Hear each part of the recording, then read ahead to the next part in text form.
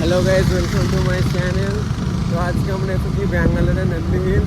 তো ব্যাঙ্গালোরে নন্দী হিলের সকালের ভিউটা তোমাদেরকে দেখাবো, অবশ্যই দেখতে থাকো। এখানে এতটা পরিমাণেই ঠান্ডা, সেই কারণে টুপি জ্যাকেট ট্যাকেট পরে আছি।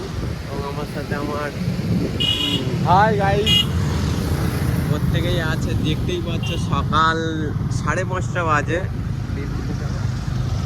রাতে মানুষের সংখ্যাটা দেখতেই পাচ্ছ কতটা পরিমাণে ভিড়। ঠিক আছে, তো প্রচণ্ড পরিমাণে ভিড় হয়েছে।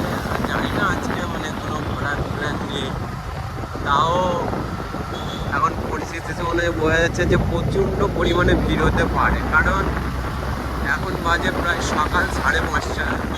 5:30 হবে না, 5:30 সরি। তাও মানুষের যে পরিমাণে ভিড় বেড়ে যাচ্ছে সেটা বলার মতো কিছু নেই।